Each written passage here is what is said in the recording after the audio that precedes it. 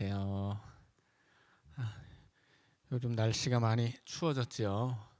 우리 지난주, 지지난주는 우리 본당 공사 때문에 모이지 못했는데 이제 다 마무리가 되고 이제 이거 신고하고 허가 받고 하는 과정만 남았습니다. 그래서 이번 주일은 어려울 테고 아마 성탄절 전에는 이게 다 마무리가 돼서 이제 성탄절부터는 추운 날은 따뜻하게, 더운 날은 시원하게 그렇게 지내게 될 것 같습니다.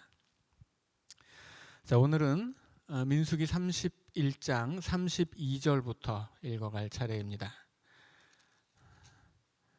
지난 시간에 미디안과 전쟁을 치르고 거기서 얻은 전리품을 나누는 이야기를 읽었습니다.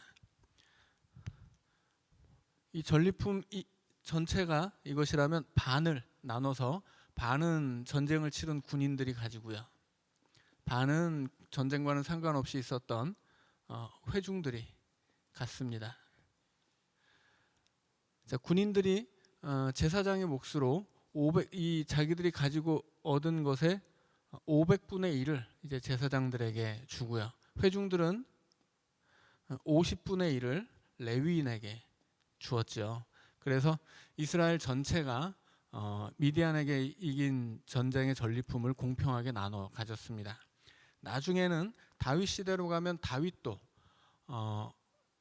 이 아말렉과 전쟁을 치를 때 그때 끝까지 아말렉을 쫓아가서 끝내 그 아말렉을 섬멸하고 그리고 이제 거기서 얻었던 전리품을 끝까지 싸웠던 군인들뿐 아니라 중간에 더 이상은 뛰지 못해서 중간에 쉬었던 군인들과 또 기다리고 있었던 회중들과 또 전쟁과는 전혀 상관없었던 유다 지파의 여러 가문에 나눠주었던 이야기를 했습니다. 그래서 지금 우리가 함께 읽고 있는 이 부분은 2세대 이야기예요. 민수기를 처음 시작할 때 말씀드렸지만 민수기는 내용을 둘로 나눌 수 있다고 말씀을 드렸습니다. 그래서 1장부터 25장까지는 출애굽 1세대 이야기죠. 26장에 이제 출애굽 2세대의 인구 조사가 있습니다. 그리고 36장까지 출애굽 2세대가 가나안을 향해 가는 이야기죠. 그래서 1세대가 왜 가나안 땅에 들어가지 못했는가, 어떤 것이 실패하는 믿음인가, 이것을 보여주는 어떤 실패 원형, 모범 이런 것이었다면 2세대의 이야기는 자, 그렇다면 어떻게 해야 우리가 하나님의 약속을 성취할 수 있겠는가? 하나님이 약속해 주신 복을 어떻게 해야 우리가 누리며 살아갈 수 있겠는가? 그 얘기를 이제 이 2세대의 삶을 통해서 보여주고 있는 거죠. 그래서 지금 우리는 이 2세대 신앙의 모습을 보고 있습니다. 1세대의 신앙의 모습이 늘상 원망하고 불평하고 불순종했던 것이라면 이제 2세대의 신앙은 하나님 앞에 순종하고 이렇게 무엇이든지 나누자 하면 나누고 드리자 하면 드리고 이렇게 순종하는 모습 속에 있습니다. 자, 민수기 31장 32절부터 이제 읽도록 하겠습니다.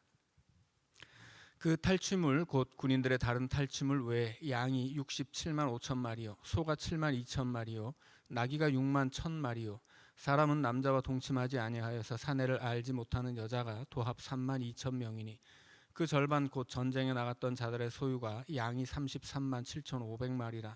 여호와께 곡물로 드린 양이 675요, 소가 3만 6천 마리라. 그 중에서 여호와께 곡물로 드린 것이 72마리요, 나귀가 3만 500마리라. 그 중에서 여호와께 곡물로 드린 것이 61마리요, 사람이 1만 6천 명이라. 그 중에서 여호와께 곡물로 드린 자가 32명이니 여호와께 거제의 곡물로 드린 것을 모세가 제사장 엘르아살에게 주었으니 여호와께서 모세에게 명령하심과 같았더라.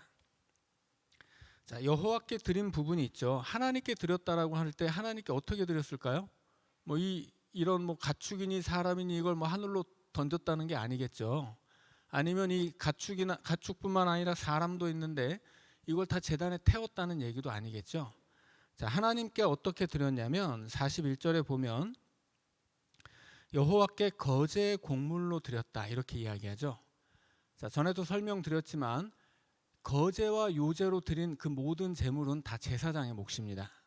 그래서 거제로 드렸다, 요제로 드렸다, 이것은 뭐 하나님께 태워 드렸다 이런 것이 아니고 이것은 음식 제사.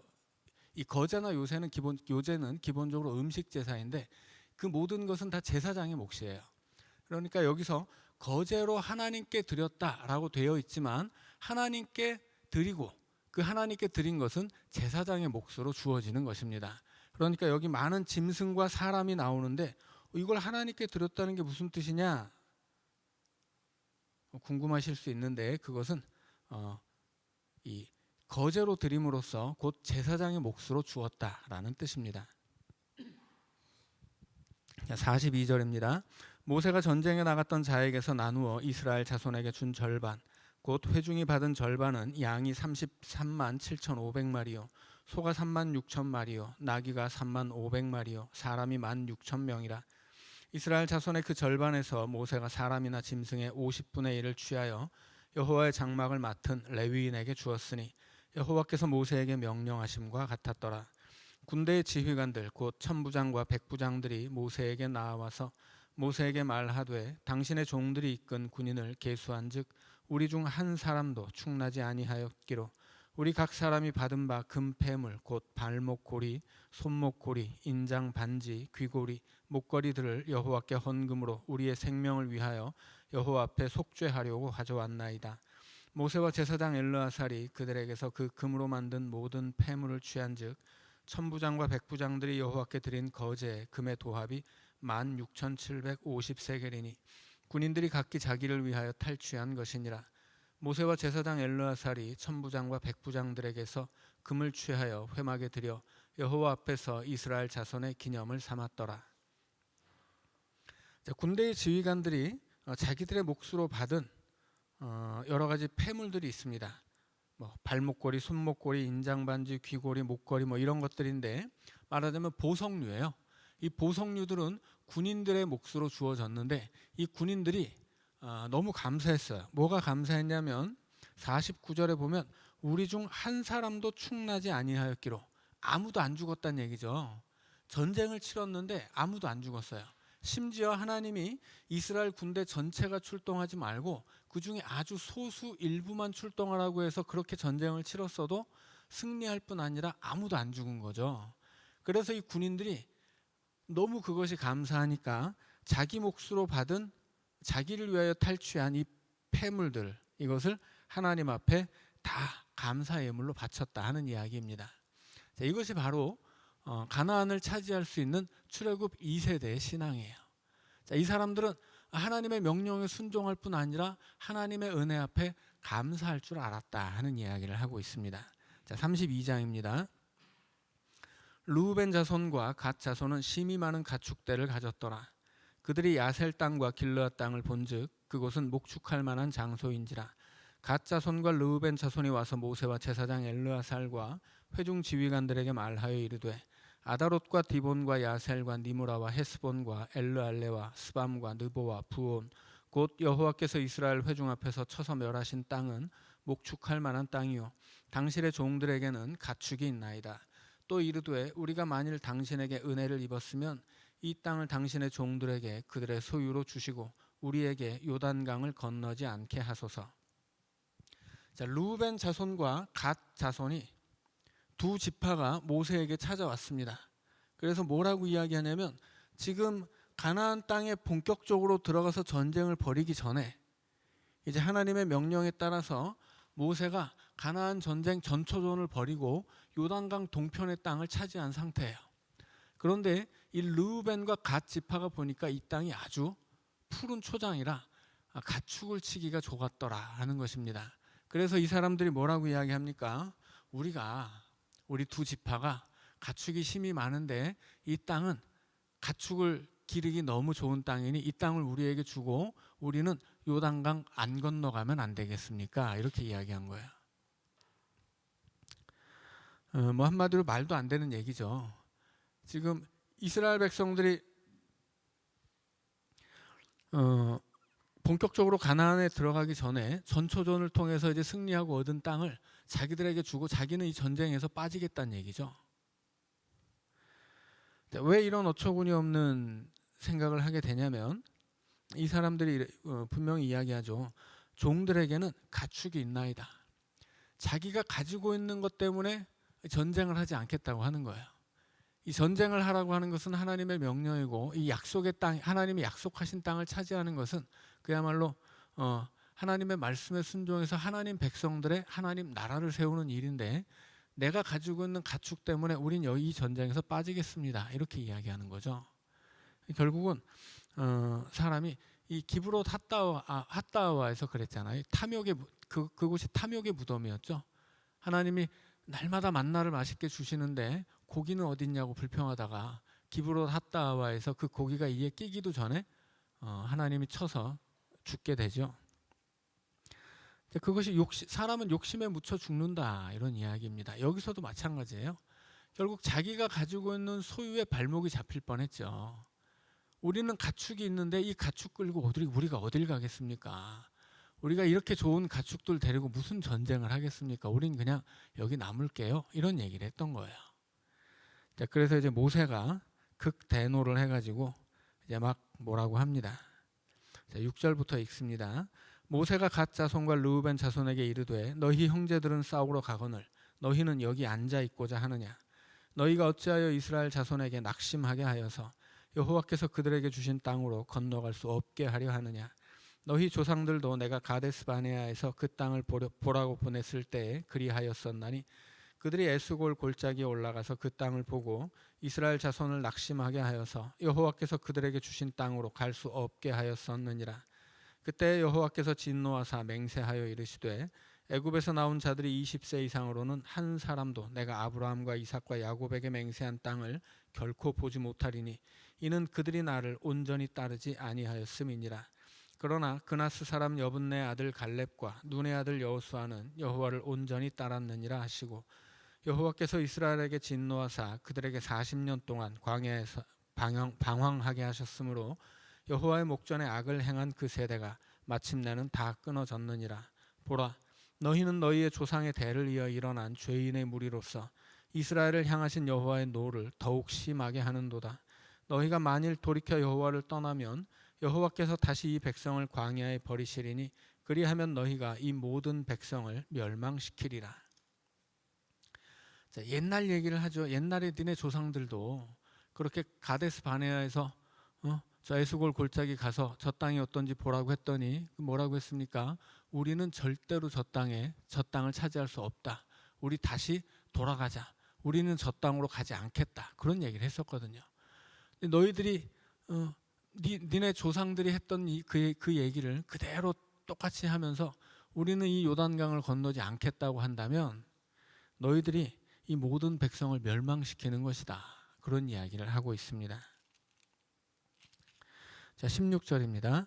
그들이 모세에게 가까이 나와 이르되 우리가 이곳에 우리 가축을 위하여 우리를 짓고 우리 어린 아이들을 위하여 성읍을 건축하고 이 땅에 원주민이 있으므로 우리 어린 아이들을 그 견고한 성읍에 거주하게 한 후에 우리는 무장하고 이스라엘 자손을 그곳으로 인도하기까지 그들의 앞에서 가고 이스라엘 자손이 각기 기업을 받기까지 우리 집으로 돌아오지 아니하겠사오며 우리는 요단 이쪽 곧 동쪽에서 기업을 받아 싸우니 그들과 함께 요단 저쪽에서는 기업을 받지 아니하겠나이다. 자, 이제 모세가 원칙적인 이야기를 하니까 이 르우벤 지파와 갓 지파의 대표들이 이제 약속을 하죠. 우리가 이 땅을 차지하되 이 땅에 우리 어린이들과 가축들을 놓고 그것들을 위해서 우리도 짓고 성읍도 만들어 놓고 튼튼하게 해놓은 다음에 우리가 제일 앞장서서 요단강 건너겠습니다. 전쟁 치를 때 우리가 제일 앞장서서 싸우고 저 땅을 다 차지할 때까지는 우리가 절대 돌아오지 않겠습니다. 자, 그렇게 약속을 하고 이제 그 이야기가 그 약속이 지켜져요.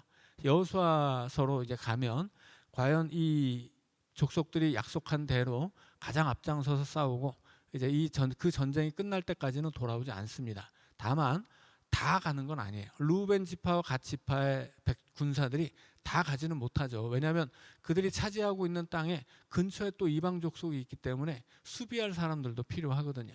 그래서 군사를 나눠서 일부는 그 땅을 지키고 일부는 요단강을 건너서 선봉장이 되어서 그 전쟁을 이제 수행한다라고 하는 것입니다.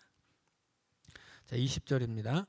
모세가 그들에게 이르되 너희가 만일 이 일을 행하여 무장하고 여호와 앞에서 가서 싸우되 너희가 다 무장하고 여호와 앞에서 요단을 건너가서 여호와께서 그의 원수를 자기 앞에서 쫓아내시고 그 땅이 여호와 앞에 복종하게 하시기까지 싸우면 여호와 앞에서나 이스라엘 앞에서나 무죄하여 돌아오겠고 이 땅은 여호와 앞에서 너희의 소유가 되리라 마는 너희가 만일 그같이 아니하면 여호와께 범죄함이니 너희 죄가 반드시 너희를 찾아낼 줄 알라.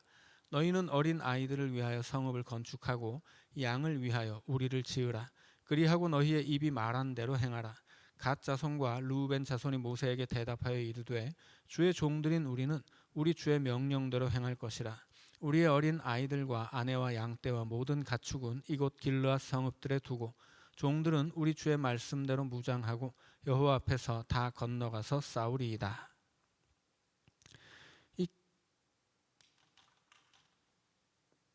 자, 이곳이 이제 지중해이고요. 여기가 갈릴리 호수 이제 사해라고 한다면 이 사이에 야복강이 있습니다. 그 야곱이 건넜던 강이죠. 야복강이 있고 이 야복강 위를 길르앗이라고 불러요. 그리고 이 야복강 아래를 야셀이라고 부릅니다. 자, 그렇지만 어떤 때는 이 전체를 합쳐서 길르앗이라고 부르기도 하고 그리고 이거를 나눠서 길르앗과 야셀로 구분해서 부르기도 합니다. 그러니까는 길르앗이라고 하는 것이 일반적으로 이 요단강 동쪽을 통칭하는 말인데 좀 더 자세하게 보면 야복강 위쪽이 정확하게는 길르앗이고 이 아래는 야셀이에요. 근데 이 르우벤 지파와 갓 지파가 이쪽 땅과 이쪽 땅을 자기들에게 주라고 요구하는 거죠. 자, 그런데 처음에 이 사람들이 했던 얘기는 뭐예요? 여기를 차지하고 우리가 여기로 건너가지 않겠다 하는 거예요. 이건 모세가 막 화를 냈던 것처럼 굉장히 잘못된 주장입니다. 다른 지파들은 다른 10지파는 다 전쟁을 하는데 자기들은 쉽게 땅 차지하고 뒤에 앉아서 편히 놀고 먹겠다는 심보 아니에요. 사람이 그렇게 생각할 수도 있죠. 이 땅이 좋으니 우리에겐 가축이 많은데 이거 끌고 어떻게 전쟁하지? 그냥 우린 여기 남기로 하자. 한번 부탁을 해보자. 이렇게 얘기할 수도 있죠. 중요한 것은 이 사람들이 그런 주장을 했다는 게 아니에요. 그런 주장이 분명히 잘못된 것인데 모세가 잘못됐다고 이야기를 하니까 알아먹고 고쳤다는 데 있습니다. 사람은 잘못 생각할 수 있어요. 욕심이 왜 없겠어요? 욕심도 있는 거죠. 욕심도 부리고 뭐 판단을 잘못할 수도 있는 거예요. 그런데 중요한 것은 그것이 잘못됐다는 것을 알았을 때 돌이킬 수 있느냐 하는 거거든요. 어떤 사람은 잘못된 걸 알아도 고집을 부려요. 내 이익을 지키기 위해서 혹은 자존심을 지키기 위해서 혹은 내가 더 편안하기 위해서. 그렇지만 이 사람 지금 이것은 2세대의 이야기죠. 가나안 땅을 차지하는 2세대에게는 그런 것은 없었다 하는 얘기를 우리에게 들려주고 있는 거예요.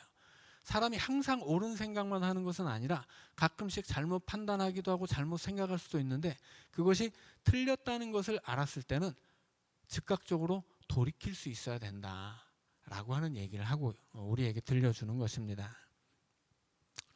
자, 28절부터 다시 계속 읽습니다. 이에 모세가 그들에 대하여 제사장 엘르아살과 눈의 아들 여호수아와 이스라엘 자손 지파의 수령들에게 명령하니라. 모세가 그들에게 이르되 갓 자손과 르우벤 자손이 만일 각각 무장하고 너희와 함께 요단을 건너가서 여호와 앞에서 싸워서 그 땅이 너희 앞에 항복하기에 이르면 길르앗 땅을 그들의 소유로 줄 것이니라. 그러나 만일 그들이 너희와 함께 무장하고 건너지 아니하면 그들은 가나안 땅에서 너희와 함께 땅을 소유할 것이니라. 갓 자손과 르우벤 자손이 대답하여 이르되 여호와께서 당신의 종들에게 명령하신 대로 우리가 행할 것이라. 우리가 무장하고 여호와 앞에서 가나안 땅에 건너가서 요단 이쪽을 우리가 소유할 기업이 되게 하리이다. 모세가 갓 자손과 르우벤 자손과 요셉의 아들 므낫세 반 지파에게 아모리인의 왕 시온의 나라와 바산 왕 옥의 나라를 주되 곧 그 땅과 그 경내의 성읍들과 그 성읍들의 사방 땅을 그들에게 주매 갓 자손은 디본과 아다롯과 아로엘과 아다롯 소반과 야셀과 욕부하와 벳니무라와 벳하란들의 견고한 성읍을 건축하였고 또 양을 위하여 우리를 지었으며 르우벤 자손은 헤스본과 엘르알레와 기랴다임과 느보와 바알무온들을 건축하고 그 이름을 바꾸었고 또 신마를 건축하고 건축한 성읍들의 새 이름을 주었고 므낫세의 아들 마길의 자손은 가서 길르앗을 쳐서 빼앗고 거기 있는 아모리인을 쫓아내매 모세가 길르앗을 므낫세의 아들 마길에게 주매 그가 거기 거주하였고 므낫세의 아들 야일은 가서 그 촌락들을 빼앗고 하봇 야일이라 불렀으며 노바는 가서 그낫과 그 마을들을 빼앗고 자기 이름을 따라서 노바라 불렀더라. 자, 처음에는 르우벤 자손과 갓 자손이 이 길르앗 땅을 달라고 했었죠. 자, 그런데 므낫세 반 지파들도 반 지파에게도 이 땅이 주어집니다. 그래서 제일 위쪽이 므낫세 반 지파, 그 다음이 갓, 뭐 이쪽이 르우벤 그럴 거예요 아마. 자, 아무튼 여기다가 2.5 지파가 자리를 잡습니다. 므낫세 반 지파는 므낫세 지파의 반을 이야기하는 거죠. 므낫세 지파와 에브라임 지파가 너무 많아서 므낫세 지파에게는 특별히 요단강 동쪽에 그 지파의 반이 머물게 하고 건너편 쪽에 또 나머지 반이 머물러서 므낫세 지파는 양쪽에 땅을 차지하고 있습니다. 그리고 이제 나머지 9.5 지파가 이 요단강을 건너가서 이쪽 가나안 땅을 차지하게 됩니다. 자, 33장 읽습니다. 모세와 아론의 인도로 대오를 갖추어 애굽을 떠난 이스라엘 자손들의 노정은 이러하니라. 자, 이제 33장은 이스라엘 백성들이 라암셋을 떠나서 지금 요단강 건너편 모압 평지에 이를 때까지 진쳤던 곳을 이야기해 줍니다. 모세가 여호와의 명령대로 그 노정을 따라 그들이 행진한 것을 기록하였으니 그들이 행진한 대로의 노정은 이러하니라. 그들이 첫째 달 15째 날에 라암셋을 떠났으니 곧 6월절 다음 날이라. 이스라엘 자손이 애굽 모든 사람의 목전에서 큰 권능으로 나왔으니 애굽인은 여호와께서 그들 중에 치신 그 모든 장자를 장사하는 때라. 여호와께서 그들의 신들에게도 벌을 주셨더라. 자, 처음에 출애굽할 때 이야기죠. 하나님이 10가지 재앙으로 애굽을 치셨는데 이 10가지 재앙을 내리는 사건에 대해서 33장 4절은 여호와께서 그들의 신들에게도 벌을 주셨다 이렇게 이야기합니다. 그러니까 애굽이 섬기는 우상들이 있었는데 이 10가지 재앙은 그 우상들이 다스린다고 믿었던 영역을 하나님이 재앙으로 친 거거든요. 자, 그래서 그 10가지 재앙은 이스라엘을 구원하는 사건뿐 아니라 이 10가지 재앙을 통해서 애굽인들이 섬기던 그 우상들을 징벌하신 것이다 이렇게 해석하고 있죠. 자, 그리고 출애굽기에서 우리가 또 한 가지 의미는 무엇이었냐면 이 10가지 재앙을 통해서 하나님이 자신이 어떤 신인지를 알려주셨죠. 이제 바로가 도대체 여호와가 네가인데 내가 너희를 보내겠느냐 이런 이야기를 했을 때 그것은 바로만의 이야기가 아니라 이스라엘 백성들도 똑같거든요. 이스라엘 백성들도 그저 자기들 조상들에게 물려받은 신앙일 뿐이지 본인들이 직접 하나님을 경험한 것은 아니었단 말이에요.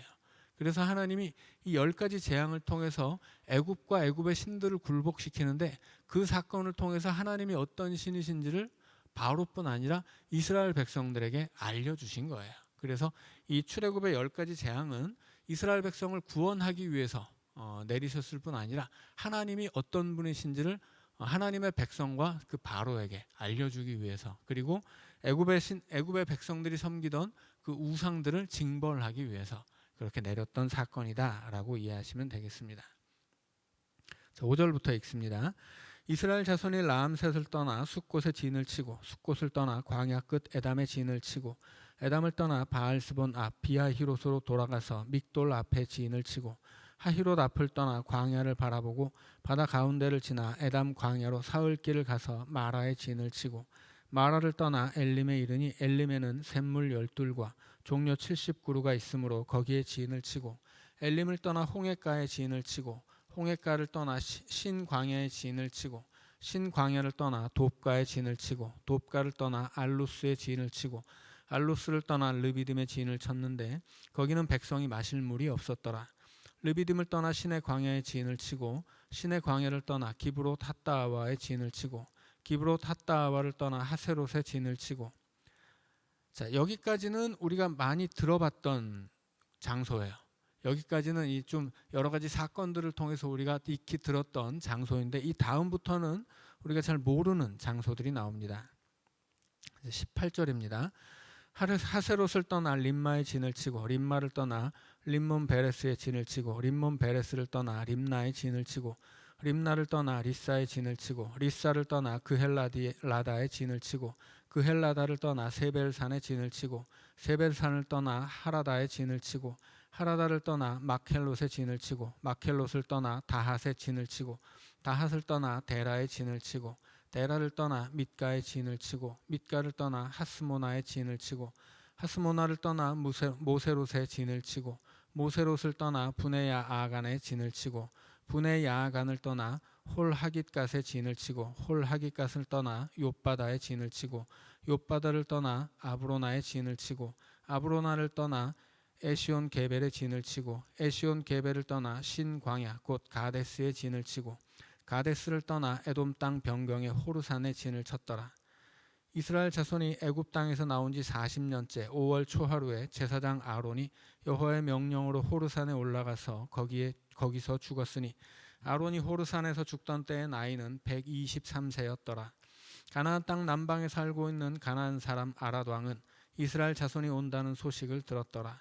그들이 호르산을 떠나 살모나의 진을 치고, 살모나를 떠나 분온의 진을 치고, 분온을 떠나 오봇의 진을 치고, 오봇을 떠나 모압 변경 이에 아바림의 진을 치고, 이임을 떠나 디본갓의 진을 치고, 디본갓을 떠나 알몬디블라다임의 진을 치고, 알몬디블라다임을 떠나 느보압 아비림 산의 진을 치고, 아바림 산을 떠나 여리고 맞은편 요단 강가 모압 평지의 진을 쳤으니, 요단 강가 모압 평지의 진영이 벳 여시못에서부터 아벨 시딤에 이르렀더라.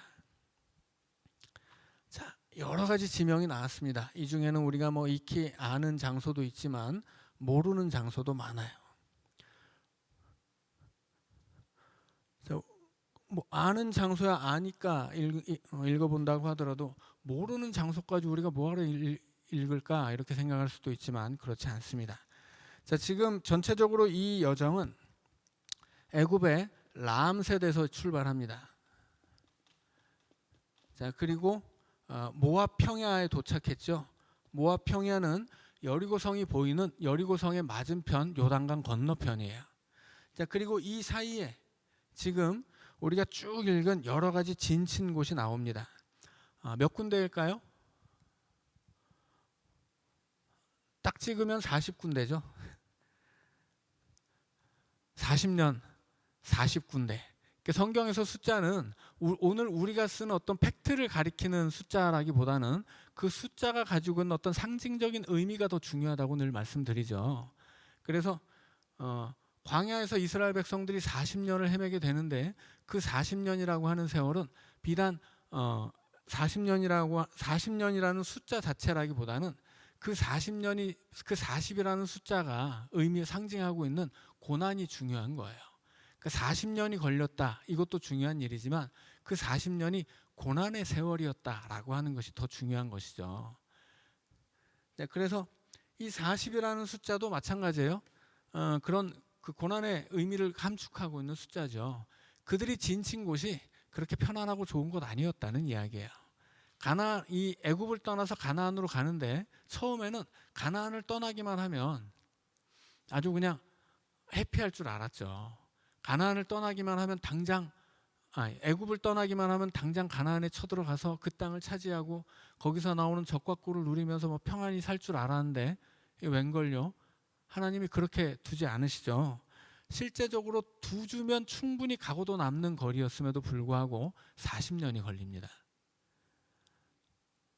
하나님이 계획하신 곳으로 하나님의 백성들이 가야 할 때 빨리 가는 거 중요한 게 아니죠. 빨리 가는 건 중요한 게 아니에요. 하나님과 함께 가야 되는 것이고, 빠른 길보다야 바른 길로 가야 된다라는 이야기를 전에도 드렸습니다. 그래서 하나님이 계획하시는 길을 따라가다 보니 자기들의 발걸음으로는 2주면 갈 수 있는 거리였지만 하나님과 함께 가다 보니까 40년이 걸렸어요. 그러나 자기들이 두 주 만에 갈 수 있다고 해서 자기들끼리 가면 어떻게 되겠습니까? 안 되는 거죠. 그 땅을 차지하지도 못할 뿐더러 그 땅에 간다고 하더라도 거기서 하나님의 백성으로 살 수는 없는 거예요. 그러니까는 빨리 가는 게 중요한 게 아니죠. 중요한 것은 하나님과 함께 가는 것이고, 하나님과 함께 가다 보면 내 뜻하고는 달라서 하나님은 오래 걸려요. 그리고 하나님 자꾸 뱅뱅 돌아가십니다. 왜 그러세요? 그것이 가나안을 향해 가는 유일한 길이기 때문이에요. 내가 빨리 갈 수 있는 것 같아도 그것은 가나안을 차지하는 길이 아니다라고 하는 거죠. 그래서 2주면 되는 거리를 40년 만에 가야 하는 것은 그것이 하나님이 준비하신 길이었고, 그 길을 통해서만 그들은 애굽의 노예의 이 옷을 벗고 하나님 백성으로 설 수 있었다라고 하는 거죠. 그러니까 40년이 걸린 데는 다 그만한 이유가 있는 거예요. 오늘 우리가 인생을 살아갈 때도 여튼 뭐 내가 원하는 대로 뭔가를 빨리 성공하고 성취하고 뭔가를 빨리 이루게 되면 좋은 일이지만, 그것이 그렇다고 해서 뭐 내가 이루려고 했다 하는 것이 느려지고 오래 걸리고 안 되고 이런 것도 나쁜 것만은 아니다라고 하는 거예요. 여튼 우리의 삶을 하나님께 맡길 때는 어떤 것은 빨리 되기도 하지만 어떤 것은 오래 걸리기도 하는 거죠. 그러나 그 모든 일 가운데 하나님의 뜻이 있다는 거예요. 하나님의 섭리가 있어서 어떤 것은 내 뜻과는 달리 오래 걸리지만, 그러나 그것이야말로 가장 온전하고 그것만이 유일한 길이었다라고 하는 거예요. 그것이 단순히 그 옛날 출애굽 이후에 이스라엘 백성들의 길만이 아니라 오늘 우리 인생의 길도 마찬가지다라고 하는 것입니다. 여튼 뭐 빨리 가는 것은 소용없는 일이에요. 중요한 것은 하나님과 함께 가는 길이고, 하나님이 섭리하시는 그 역사 안에서 살아가는 것이죠.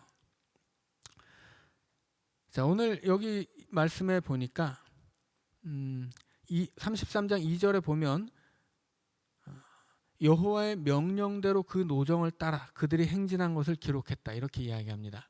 여기 40군데 진친 곳이 물론 40군데서만 진친 것은 아닐 거예요. 이 40군데는 보여주는 거죠. 여기서도 했지 않냐 보여주는 거예요. 40년 동안 1년에 한 번씩만 진을 쳤을 리는 없겠죠.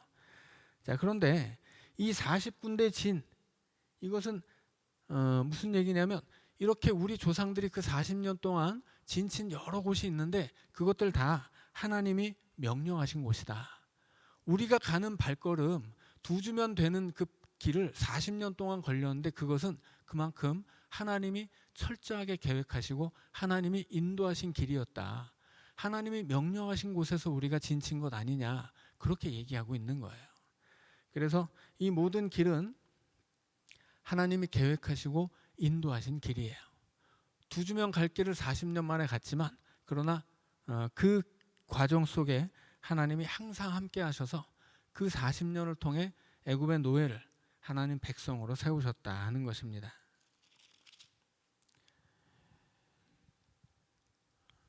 자, 50절부터 읽습니다.